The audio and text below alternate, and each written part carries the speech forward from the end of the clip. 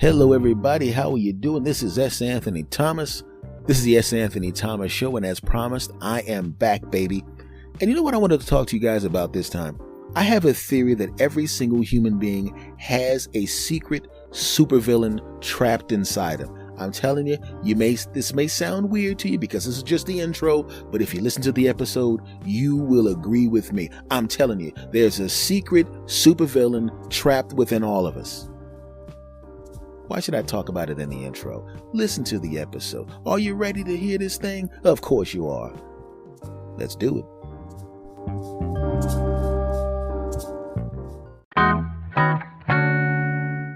Hello, everybody. Hello, how are you doing? You know what, folks?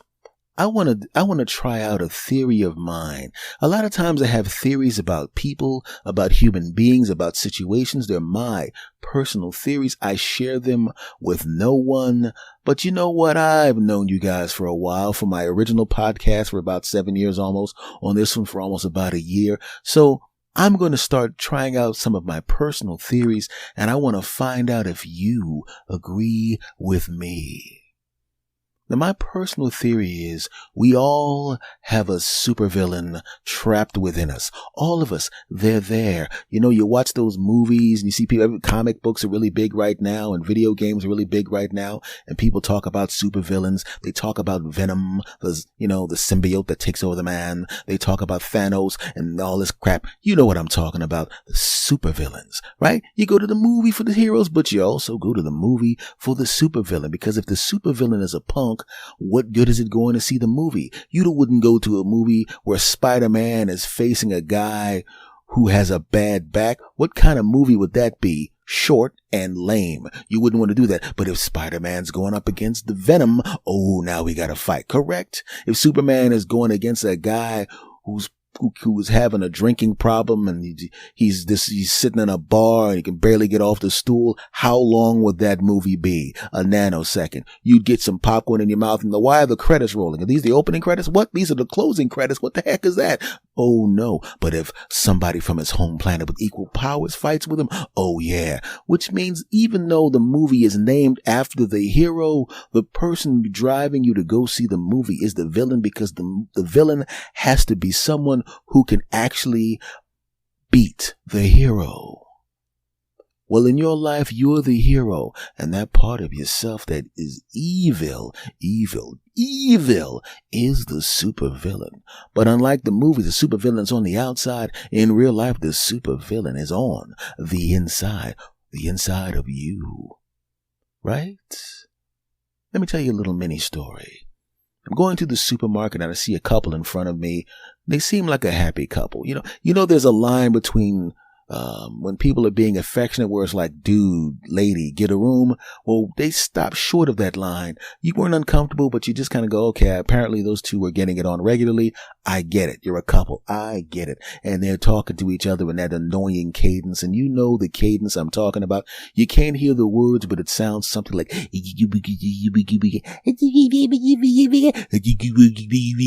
girl, okay. That's what it sounds like to us on the outside. To them, it sounds more like, your eyes are like one with the cosmos and the stars, and the sun sets on your smile. Ooh, the river flows, but even the flowing river does not have the power of your touch. Ooh, but once again to us, it sounds like crap. So the couple's in front of me, and part of me is like, you know what, that's beautiful. I haven't had a girlfriend in a little while, and it was really nice to be in that particular position, hugging someone and being annoying to other people who are watching us. But then that's a beautiful thing. I'm not going to hate on them. Just kidding. I'm actually hating on them right now. But back to the story. I'm not going to hate on them. I'm actually hating on them on my podcast right now. Don't judge me. Back to the story. So I'm watching, and then he walks off, right? He goes in with the cart. She says she forgot something in the car. I'm, getting my cart. And then all of a sudden, she picks up the phone, calls her girlfriend, and she's like, yeah, he just went into the store. And you could almost hear the music. Dun, dun, dun, dun, dun, dun, dun, dun, dun. And I'm telling you, that N-word, he better know who he is, because I said he ain't nothing but a just a Jehoshaphat. And if I ever catch him looking at another girl, I'm gonna he don't even know it. But you know what I'm gonna do? I'm gonna cancel his phone plan. I broke into his phone. I know his plan. I'm gonna cancel his plan. He ain't even gonna know that I did it. And in addition to that, you know what I'm saying? Know what I did last night? I touched his food. You know what I'm saying? I dropped his on the floor. I was gonna wash it off and just maybe split. I'll make another one, but he made me mad, so I let him eat it. Wow. You were mad at your husband. You broke into his phone. You're setting up just in case you get mad at him again so you can erase his phone and cut off as part of the plan. You dropped his food on the floor and you let him eat it because you're mad at him. That's not the kind of thing normal you would do, but that is the kind of thing supervillain you would do. Yeah. But there's degrees to this, my friend. There's degrees to this, right? We're not talking about somebody that goes off and shoots a bunch of people, burns a bunch of people, blows a bunch of people up. We're talking about the supervillain in normal human beings. And it isn't just adults. It's babies, too. Oh, you think it's not babies? Please. All that energy that a baby has when they're rolling around on the floor in a toy store is the kind of energy, if they were big enough, they would use to drop kick you right through the plate glass window. You can't have that PlayStation. You know, we can't afford that yet. Maybe you can get it for Christmas. Kids flipping out on the floor, but inside that kid's head, you know he's having a fantasy. He's having a fantasy about being 6'5" and a kung fu expert, looking at the both of you and grabbing you both by the collar. Listen, Mom and Dad. Understand something. I wasn't asking you to get me the PlayStation. I was telling you to get the PlayStation because you getting me the PlayStation is the only thing keeping me from drop kicking both your behinds through that plate glass window. Do you understand? I know you're both young parents right now and I'm just a baby. But there's going to be a time around 70 years from now when, even though I'll be old, I'll be 74, but by the time I get 74, science will make me like I'm 50. Yeah. And I'm going to be the one that picks the old folks home. Yeah. And I'm going to go and I'm going to check out old folks home, and I'm only going to check out the ones with 1 star or lower. I'm hoping by then they'll come up with something called negative stars, because if they got a place called negative stars, I'm going to take you there. Oh yeah. And I'm going to make it a point to not visit you so much so they'll know it's okay to neglect you. Maybe even treat you real bad because there'll be nobody checking in on you. In fact, if I do check in on you, I'm going to go, hey, nurses who are incompetent. Can I ask you a question? Yes. Are you abusing my parents? No, we're not abusing your parents. If I give you a couple extra $100 a week, will you abuse my parents? Hell, we'll do it for free, but we'll take the money. Fantastic. Don't do anything really bad. I don't hate them. I just want their lives to be miserable. You know what I'm saying? Bring them cold food. Yeah. Don't change them except for maybe once a day. Yeah, that's right. That's what the kids think. And I know you're thinking there's no way in the world a 4-year-old thinks that way. I'm telling you they do. 4-year-olds are evil. They have evil supervillains in them. But what about the babies, you're probably asking? Are the babies like that? You're daggone right. You ever feed your baby, right? You run out of the peaches and you decide it's now time to give him or her the green peas. And that kid's sitting there going, those peaches were fantastic. Well, the kid's a baby. They don't know how to form that thought yet, but they know positively to the green. Oh, those peaches were fantastic. It was great and incredible. That's fantastic. Then you open up the bottle with the green peas and you stick the spoon in there. The kid closes his eyes, has a little smile on his face, anticipating the sweetness of the peaches. Then you put the green beans in his mouth and he goes, bah! You've seen kids spit that crap out. They spit it out in their own clothes. Imagine if someone gave you something you hated so much that you would literally, as an adult, spit the food out on your own clothes. I know what you're thinking. I would never spit food out on my own clothes. Really? Well, what about you put something in your mouth that was so hot that it burned your face? You've actually just spit it out on the plate before, haven't you? And it went on your clothes, right? Because it was too much for you. And it's too much for the kid. The kid's feeling hatred now. You ever seen the kid just look at you? You've seen it online sometimes when you see a baby with an adult look on their face like you. We'll be back right after this short break. And now, back to the show. Mother jumper. You've seen that before. Kids sitting there going, I got this little plastic spoon right here. You don't even realize I'm not big enough to kill you with it, but I can damn sure poke you in the face. Yeah, then what I'm going to do is I'm going to poke you right in the mouth with it. And you're going to be like, ow! And then I'm going to smile and clap my hands like I didn't know what I was doing, like my motor control wouldn't allow me to stab you in the face, Mom. Oh my God, Jimmy stabbed me in the face by accident. And the baby's going, by accident, yeah. Hey, Dad, why don't you come over here and try to give me some of that green crap that I don't like? I feel another accident coming along. Yeah. Everybody has that super evil villain inside them. Everybody has an evil villain inside them. It happens in relationships too. You know what I'm talking about. You've been there. You've been there, like the lady I talked about before, who let her husband's sandwich fall on the floor and ate it and let him eat it, who spied on his phone. I had a girlfriend once was mad at me for something I didn't actually do. She had my car and she smacked it into the curb, right? I was so mad that you had to just come back here and scream. You were so mad at me that you had to come back here and scream. You're damn right. And you. Then she swung at me and hit me in the face. Did it hurt? No. But I do know that if she was big enough and strong enough to kick the crap out of me, she would have done it. She would have smacked me all around that apartment, beat me down, right? And knowing her, she would have trash talk afterwards. You just got your behind whooped by a girl, didn't you? Huh? Why don't you go tell your friends you got your butt beat? Why don't you tell your friends? What you going to tell your friends? She would have done it, but she wasn't big enough. And I looked at her after she punched me in the face. Right? And it didn't even hurt at all. It was just like uncomfortable. I didn't know she had it within her to hit me, especially since I didn't even do the thing I was accused of. She thought I was flirting with someone that, dig this, I had literally never been in physical proximity to that person. Never been close to them. Never physically touched the person. I didn't even know who the person was. As it turned out, there was just some dude who had on similar clothing who happened to be in my neighborhood who was all up on some lady.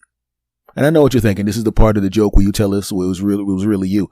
No, it was not me. It was just some other black dude who happened to be wearing jeans and a t-shirt, who happened to be in the neighborhood, who happened to be roughly my height. So I'm going, so it never occurred to you that there's more than one 5'8" black guy in this city? I'm the only guy between 5'8" and 5'10" in this city wearing jeans and a t-shirt. Well, you're wearing the same, they described your t-shirt and they described the t-shirt. And what exactly was on the t-shirt? Well, it was a big, yeah. So you mean the t-shirt I'm wearing right now? Yeah. Okay.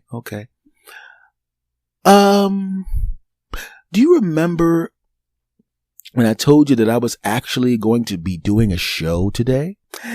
Oh, yeah, you did say something about doing a show. Yes, I did. And I told you what city the show was in too, didn't I? Yeah. Mm-hmm. And I actually did the show. Yeah. Mm-hmm. Now, what time did your friends see that guy doing that thing? Well, he did it at this time. Really? That's the time? Okay. What time was my show? It was at this particular time. Mm-hmm. What's the travel time from that city to this city? It's about, like 2 hours? Yes. So if I actually was literally performing on the show at the time that I told you, and I was, by the way, I have a recording of it I can show you, I would literally have made a 2-hour trip in 17 minutes.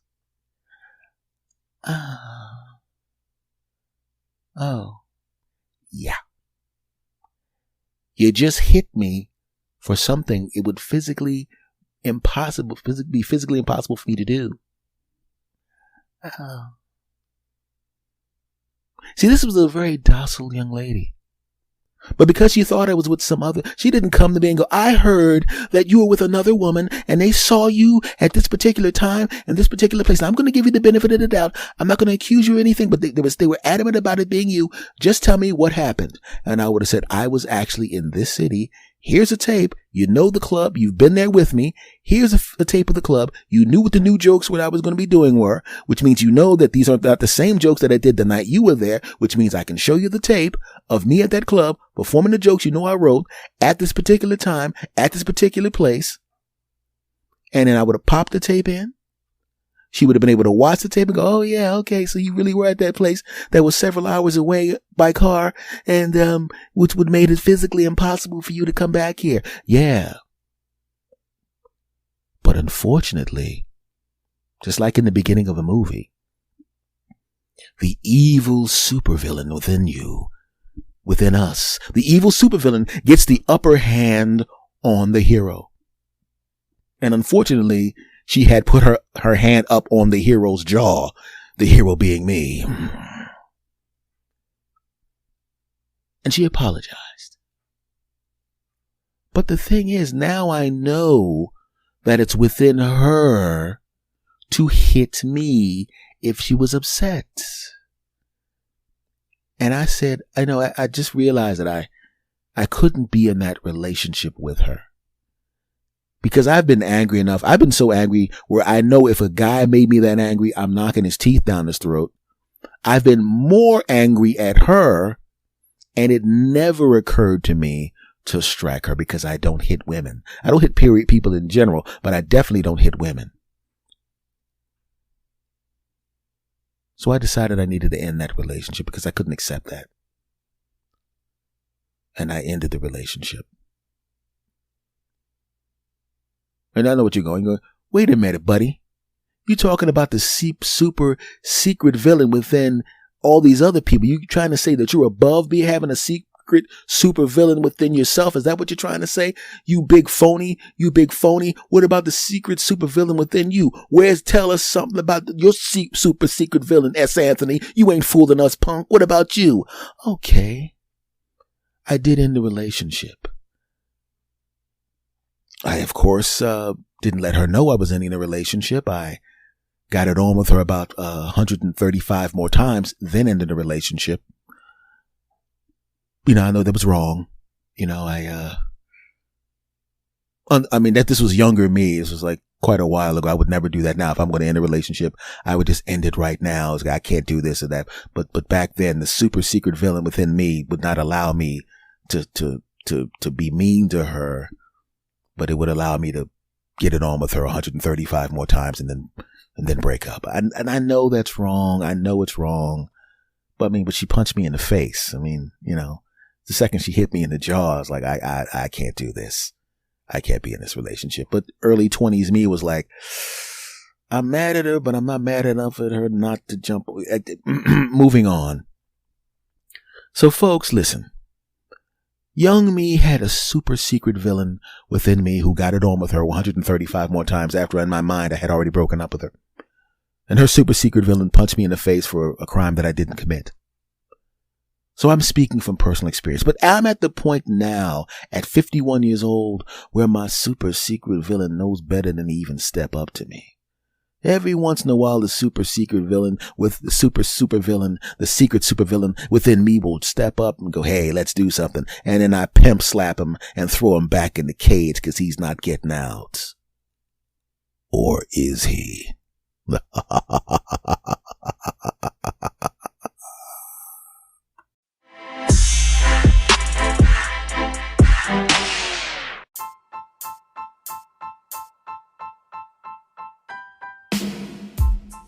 All right, everybody. Thank you for coming back. Much love to you all. I'll see you again next week. Thank you. Take care of yourselves and much love to you. Bye-bye.